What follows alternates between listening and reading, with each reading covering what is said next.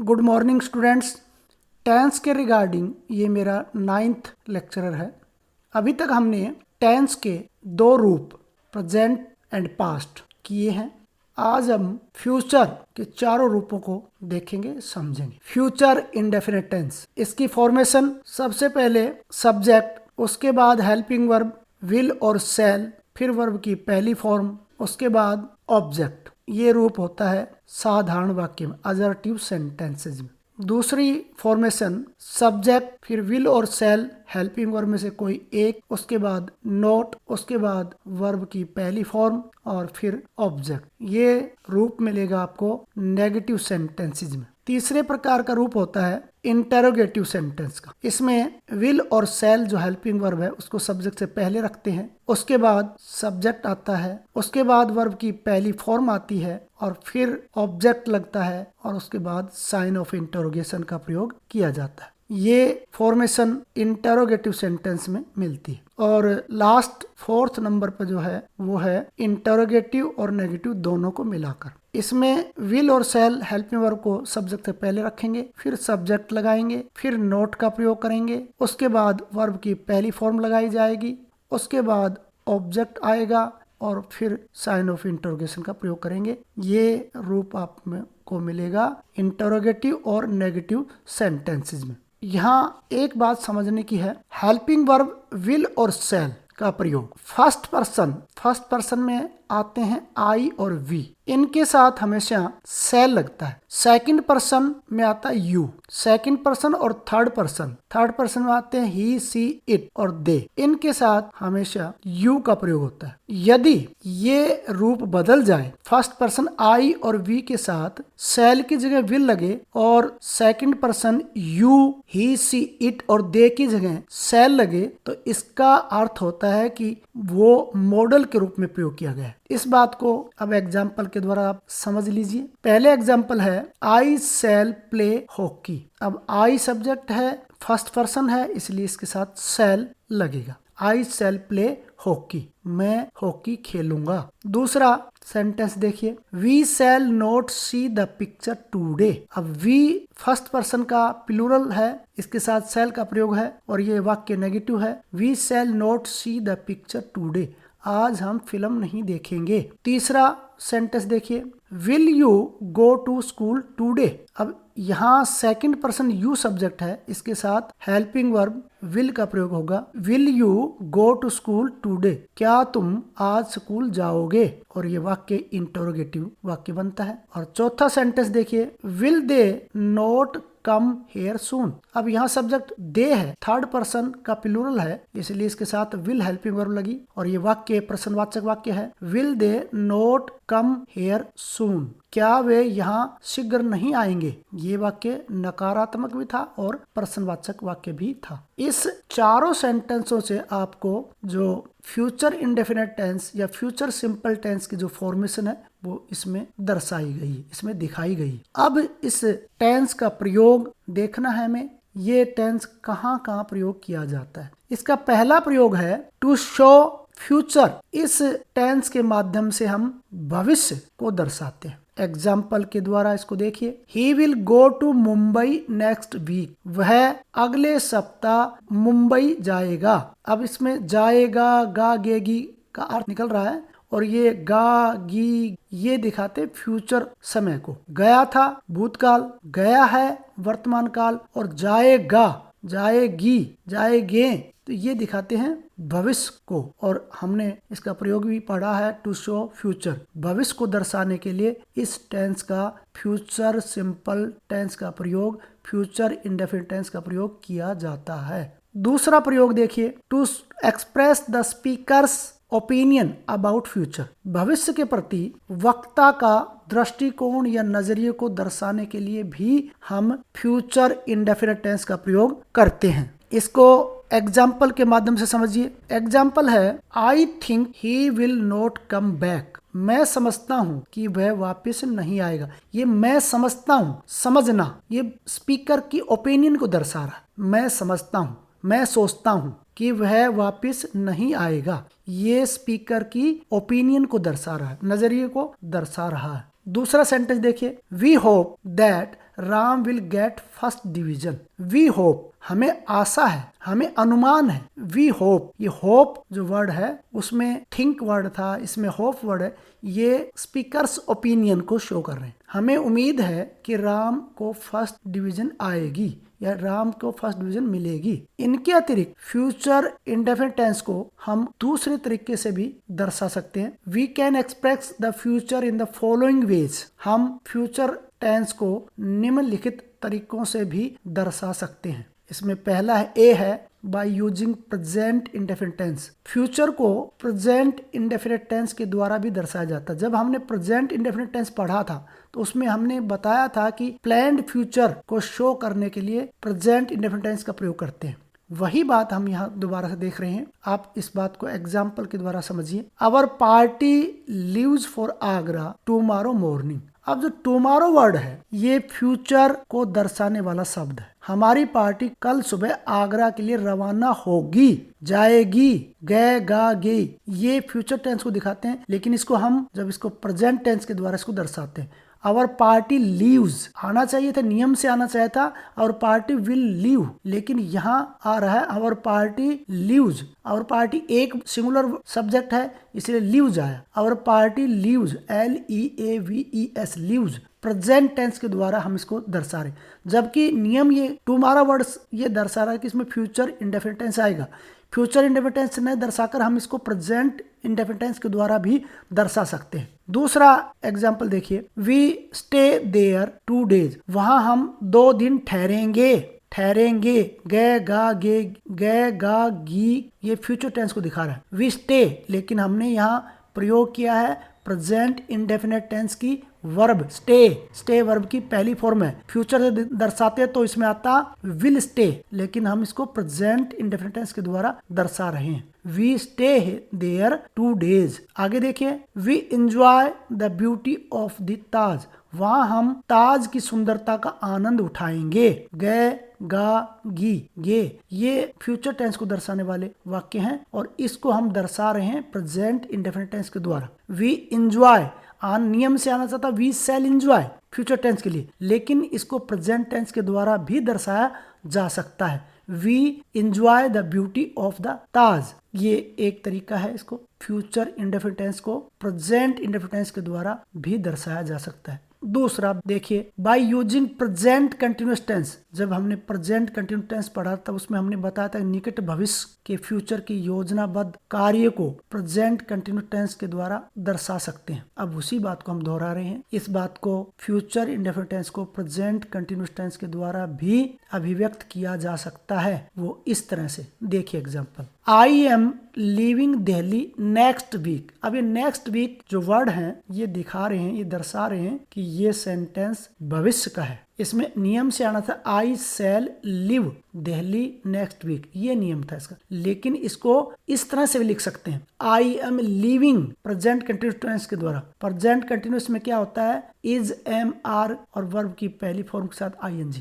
यहाँ भी आ रहा है आई एम, आई के साथ एम लगेगा, आई एम लिविंग, LEAVING। दूसरे सेंटेंस को एग्जाम्पल से समझिए, are you coming on Monday. क्या आप मंडे को, सोमवार को आएंगे। अब ये वाक्य भविष्य का और इसको हम दर्शा रहे हैं प्रेजेंट कंटिन्यूअस टेंस के द्वारा। या नियम से आना चाहिए था will you coming on Monday, but we show this sentence this type, are you coming on Monday. Present continuous tense, you subject है, इसके पहले वाक्य इंटरोगेटिव है इसलिए आर पहले। क्या तुम सोमवार को आ रहे हो, ये प्रेजेंट कंटिन्यूअस टेंस के द्वारा फ्यूचर इंडेफिनिट टेंस को दर्शाया जा रहा है। तीसरा है एक फ्रेज है गोइंग टू, इसके द्वारा भी हम फ्यूचर इंडेफिनिट टेंस को दर्शा सकते हैं। इसमें फॉर्मेशन होती है पहले सब्जेक्ट, फिर बी के 3 रूप, बी प्रेजेंट रूप, बी प्रेजेंट होता है, वाज पास्ट होता है, बीन फ्यूचर होता है, तीसरा फॉर्म बी वाज बीन। तो यहाँ बी के 3 रूप हैं, इज, एम, आर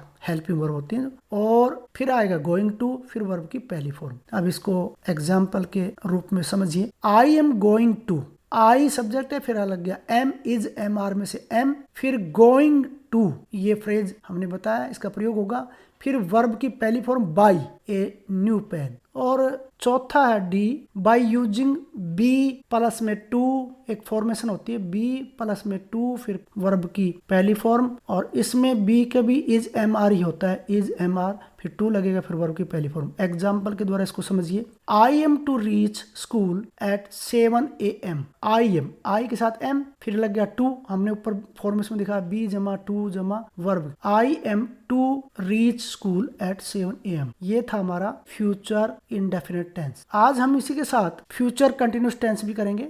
दूसरा है फ्यूचर कंटिन्यूस टेंस। इसकी फॉर्मेशन आप देखेंगे, सब्जेक्ट मिलेगा विल और सेल, फ्यूचर इंडेफिनिट की तरह ही फ्यूचर कंटिन्यूस में विल और सेल हेल्पिंग वर्ब ही लगती है, फिर प्लस में बी लगेगा, बी बी ई, फिर वर्ब की पहली फॉर्म आएगी, और फिर आईएनजी, और फिर ऑब्जेक्ट। ये साधारण वाक्य में इस तरह की रूप होता है, बनावट होती है सेंटेंस की। फिर होता है दूसरा नेगेटिव सेंटेंस। नेगेटिव सेंटेंस में सब्जेक्ट, फिर विल और सेल, और फिर नोट, और फिर बी। अब यहाँ ये देखने की जरूरत है कि बी से पहले नोट आता है। अक्सर विद्यार्थी बी को, नोट को बी के बाद लगाते हैं, ऐसी गलती नहीं करनी है आपको। इसमें पहले सब्जेक्ट होगा, फिर विल और सेल हेल्पिंग वर्ब में से कोई एक वर्ब लगेगी, फिर उसके बाद नोट आएगा, फिर उसके बाद बी लगेगा, फिर उसके बाद वर्ब की पहली फॉर्म आएगी, और फिर उसके साथ आईएनजी जुड़ेगा, और फिर ऑब्जेक्ट आएगा। ये बनावट आपको मिलेगी नकारात्मक वाक्य में। तीसरा प्रकार का जो बनावट होती है वो होती इंटरोगेटिव सेंटेंस की, प्रश्नवाचक वाक्य की। इसमें helping verb will shall subject से पहले होंगे, फिर सब्जेक्ट लगेगा, फिर बी आएगा, फिर वर्ब की पहली फॉर्म आएगी, फिर आईएनजी लगेगी, और फिर ऑब्जेक्ट आएगा, और उसके बाद प्रश्नवाचक चिन्ह लगेगा। और लास्ट जो फॉर्मेशन है, लास्ट जो बनावट है वो होती है प्रश्नवाचक वाक्य और नकारात्मक वाक्य की। इसमें helping verb will shall subject से पहले रखेंगे, फिर सब्जेक्ट आएगा, फिर नोट लगेगा, फिर बी लगाएंगे, फिर वर्ब की पहली फॉर्म के साथ आईएनजी जोड़ेंगे, और उसके बाद ऑब्जेक्ट होगा, और फिर साइन ऑफ इंटरोगेशन लगेगा। ये बनावट आपको मिलेगी इंटरोगेटिव एंड नेगेटिव सेंटेंस में। ये तो थे इसकी फ्यूचर कंटिन्यूस टेंस की बनावट, फॉर्मेशन। अब हम इस टेंस का प्रयोग देखते हैं, ये किस तरह के वाक्यों में इसका प्रयोग करते हैं। इसका पहला प्रयोग है to express an action that will be in progress at a given point of time in future. भविष्य का कोई दिया गया समय बिंदु पर कार्य प्रगति में हो, चल रहा हो, ऐसे वाक्यों को दर्शाने के लिए फ्यूचर कंटिन्यूस टेंस का प्रयोग करते हैं। यही बात आप उदाहरण के रूप में समझिए, व्हेन यू रीच शिमला, जब तुम शिमला पहुंचोगे, it will be snowing there, तो वहां बर्फ पड़ रही होगी। यानी जब शिमला जाओगे उससे पहले भी बर्फ गिरती आ रही है, और आप गए तब भी गिर रही थी, और आगे भी गिरती जा रही थी। तो यानी वर्क था, वो बर्फ गिरने का जो काम था वो प्रोग्रेस में था, कंटिन्यूस में था, कंटिन्यूटी में था, लगातार चल रहा था। दूसरे उदाहरण से इस बात को समझिए, at this time tomorrow I shall be travelling in a train, कल मैं इस समय ट्रेन में यात्रा कर रहा हूंगा। रहा हूंगा, रही होंगी, ये हिंदी के वाक्यों में अर्थ निकलता है इसका, I shall be travelling in a train. और दूसरा इसका अनुप्रयोग है कि जब इंटरोगेटिव वाक्य होता है, जब प्रेजेंट कंटिन्यूस टेंस का इंटरोगेटिव वाक्य का निर्माण किया जाता है, बनाया जाता है, तो उस तरह के वाक्यों से पोलाइट रिक्वेस्ट को प्रदर्शित करते हैं, पोलाइट रिक्वेस्ट को दर्शाते हैं। अब इसी बात को उदाहरण के द्वारा समझिए, will you be coming with me, क्या आप मेरे साथ आ रहे हैं। अब ये विल यू, ये वाक्य इंटरोगेटिव बन गया। जब सब्जेक्ट से पहले हेल्पिंग वर्ब लग जाती है तो वो वाक्य इंटरोगेटिव हो जाता है। Will you be coming with me, क्या आप मेरे साथ आ रहे हैं, क्या आप मेरे साथ आ रहे हैं, क्या आप मेरे साथ चाय ले रहे हैं, क्या आप मेरे साथ खाना खा रहे हैं। ये जो अभिव्यक्ति है ये पोलाइट रिक्वेस्ट को दर्शाती है। ये था आपका फ्यूचर कंटिन्यूअस टेंस, इसका इतना ही प्रयोग था। नेक्स्ट टेंस, इसी का तीसरा रूप फ्यूचर परफेक्ट टेंस, उसको देखिए, उसको समझिए। फ्यूचर परफेक्ट टेंस की बनावट देखिए, सबसे पहले आपको सब्जेक्ट मिलेगा, फिर विल और सेल में से एक होगा। सेल को आपको बता ही दिया, सेल आई और वी के साथ सेल लगता है, बाकी सभी के साथ विल का प्रयोग होता है। तो पहले सब्जेक्ट होगा, फिर विल और सेल में से एक होगा अकॉर्डिंग टू सब्जेक्ट, जिस तरह का सब्जेक्ट होगा उसी तरह से हेल्पिंग वर्ब विल और शैल का प्रयोग करेंगे। फिर हैव लगेगा, फिर वर्ब की थर्ड फॉर्म ऑलरेडी आपको मिलेगी और फिर ऑब्जेक्ट लगेगा। इसमें ये फॉर्मेशन मिलेगी आपको साधारण वाक्य में। दूसरा बनावट है इसकी, वो है नकारात्मक वाक्य की। इसमें आपको सब्जेक्ट मिलेगा, विल और शैल मिलेगा, फिर नोट लगाना है, फिर हैव लगाना है। हैव से पहले नोट लगेगा, वहां बी से पहले आया था, इसमें हैव से पहले नोट लगेगा। नोट लगेगा, फिर हैव लगेगा, फिर वर्ब की थर्ड फॉर्म और फिर उसके बाद ऑब्जेक्ट और फुल स्टॉप। ये नकारात्मक वाक्यों में ये बनावट मिलेगी आपको। तीसरे प्रकार की होती है इंटरोगेटिव सेंटेंस की बनावट। उसमें शैल और विल है जो हेल्पिंग वर्ब, उसको सब्जेक्ट पहले रखते हैं, फिर सब्जेक्ट लगाते हैं, फिर हैव लगाते हैं, फिर वर्ब के थर्ड फॉर्म लगाते हैं और फिर ऑब्जेक्ट लगाते हैं और उसके बाद पर्सनवाचक चिन्ह का प्रयोग किया जाता है। और लास्ट वन है इंटरोगेटिव एंड नेगेटिव सेंटेंस की। इसकी बनावट देखिए, विल और शैल हेल्पिंग वर्ब को पहले सब्जेक्ट पहले रखिए, फिर सब्जेक्ट को लगाइए, फिर नोट का प्रयोग कीजिए, फिर हैव लगाइए, फिर वर्ब की थर्ड फॉर्म रखिए, फिर उसके बाद ऑब्जेक्ट का रखिए और फिर लास्ट में साइन ऑफ इंटरोगेशन का चिन्ह लगाइए। ये आपको बनावट प्रश्नवाचक वाक्य एवं नकारात्मक वाक्य में मिलेगी। इसी बात को एग्जाम्पल के द्वारा समझ लीजिए। He will have played hockey, वह हॉकी खेल रहा होगा, रहा होगी, रही होगी, चुका होगा, चुकी होगी, नहीं इस तरह से इसका अर्थ निकलेगा, खेल चुकी होगी। He will have played hockey, वह हॉकी खेल चुका होगा, चुकी होगी, चुका होगा, इस तरह की सेंस हिंदी के वाक्यों में निकलेगी। I shall not have played, मैं नहीं खेल चुका हूँ। Will the boys have played, क्या लड़के खेल चुके होंगे, ये प्रश्नवाचक वाक्य था। Shall we not have played, क्या हम नहीं खेल चुके होंगे। ये तो आपको जो बनावट थी चार प्रकार की, उसके हमने एग्जाम्पल के माध्यम से चारों प्रकार की बनावट को दर्शाया, दिखाया। अब इस टेंस का प्रयोग कहाँ कहाँ किया जाता है उस बात को समझिए। पहला प्रयोग है to express an action which is expected to B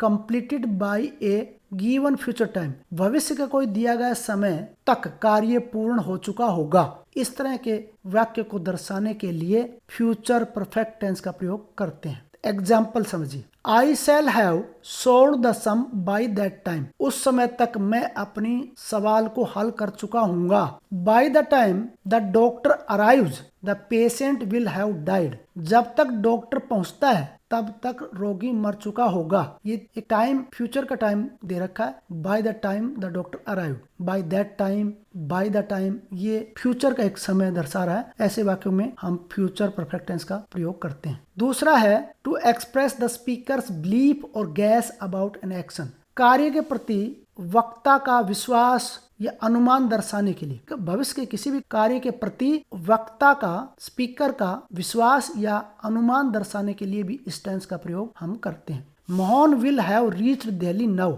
अब तक मोहन दिल्ली पहुंच चुका होगा। ये मेरा अभिव्यक्ता जो मोहन है उसका अनुमान है, उसका बिलीफ है, उसका विश्वास है। You will have read about Ramayana, मेरा विश्वास है कि आप रामायण पढ़ चुके होंगे। ये अभिव्यक्ति स्पीकर्स का बिलीफ को दर्शाती है। ये था आपका फ्यूचर परफेक्ट टेंस। अब इसी कड़ी में अगला एक फ्यूचर का रूप और बसता है, उसको भी देखते हैं। वो है फ्यूचर परफेक्ट कंटिन्यूअस टेंस। इसकी फॉर्मेशन देखिए, पहले सब्जेक्ट आएगा, फिर विल और शैल में से एक हेल्पिंग वर्ब प्रयोग होगी। आई सब्जेक्ट होगा, आई वी होगा तो शैल लगेगा, बाकी के साथ विल लगेगा। अकॉर्डिंग टू सब्जेक्ट इसको हम रखेंगे। फिर हैव आएगा, फिर बीन लगेगी, BEEN बीन, और फिर वर्ब की पहली फॉर्म और उसके साथ ING और फिर ऑब्जेक्ट। ये रूप मिलेगा आपको असर्टिव सेंटेंस। दूसरा नेगेटिव सेंटेंस में सब्जेक्ट पहले होगा, फिर विल और शैल में से कोई एक हेल्पिंग वर्ब होगी, फिर नोट, फिर हैव का प्रयोग, फिर बीन का प्रयोग, फिर वर्ब की पहली फॉर्म और उसके साथ ING और फिर ऑब्जेक्ट। ये बनावट मिलेगी आपको नकारात्मक वाक्य में। तीसरा प्रकार की बनावट मिलेगी आपको इंटरोगेटिव सेंटेंस में। इंटरोगेटिव सेंटेंस में विल शैल पहले, फिर सब्जेक्ट, फिर हैव, फिर बीन, फिर वर्ब की पहली फॉर्म, फिर ING और फिर ऑब्जेक्ट और फिर साइन ऑफ इंटरोगेशन। ये बनावट मिलेगी आपको इंटरोगेटिव सेंटेंस में।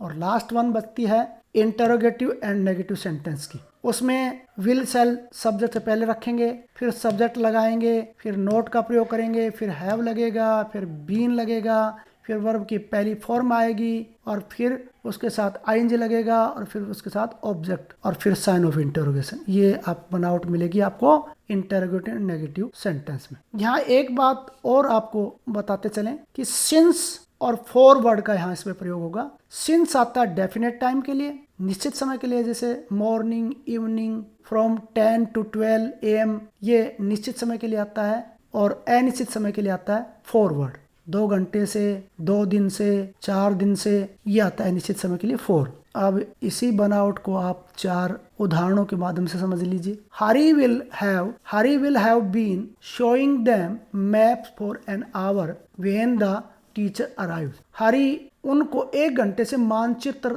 दिखा रहा था जब टीचर पहुंचा। दूसरा एग्जाम्पल, अब ये 1 घंटा था, अनिश्चित समय था तो 4 आया। दूसरा example, we shall not have been playing cricket for 2 hours. हम 2 घंटे से क्रिकेट नहीं खेल रहे होंगे। अब यहाँ भी 2 आवर्स है तो 4 आया। तीसरे सेंटेंस है, will you have been playing football for 2 hours. इसमें इंटरोगेटिव बनावट है। और लास्ट वन है, will they not have been playing football for an hour. सभी में अनिश्चित समय के लिए फॉर वर्ड का प्रयोग किया गया है। अब इसका अनुप्रयोग देखिए। यूजेज में इसका एक ही प्रयोग है और वो है, this tense is used to express an action which will begin before a certain time in future. ये ऐसे भविष्य के कार्य को दर्शाने के लिए इस टेंस का प्रयोग किया जाता है जो will be continuing at the certain point of time, जो पहले भी काम शुरू हो रहा था और बोलते समय भी काम चल रहा था, and will continue even after that, और इसके बाद भी वो काम आगे लगातार चलता रहा। यानी पहले काम कोई चल रहा था, उसके बाद आगे भविष्य में भी वो चलता रहा। इस तरह के वाक्य को दर्शाने के लिए हम इस टेंस का यानी फ्यूचर परफेक्ट कंटिन्यूस टेंस का प्रयोग करते हैं। अब इसी बात को आप एग्जाम्पल के द्वारा समझिए। When you reach the ground the match will have been going on for 1 hour. जब तुम मैदान पे पहुंचोगे तो खेल 1 घंटे से शुरू हो चुका होगा। इसका मतलब है, नोट के माध्यम से समझिए, it means the match will begin 1 hour before you reach. तुम्हारे पहुंचने से पहले 1 घंटे से मैच शुरू हो रहा होगा। Will still in progress at that time of your reaching. जब तुम वहां पहुंचे तब भी मैच चल रहा होगा। And will continue even after your arrival. और तुम्हारी पहुंच के बाद भी, तुम्हारे पहुंच के वक्त भी मैच चल रहा होगा। ये फ्यूचर परफेक्ट कंटिन्यूस टेंस के द्वारा बात दर्शाई जाती है। Thank you students. अब हम अगले वीडियो में फ्यूचर टेंस की असाइनमेंट को करेंगे। Thank you.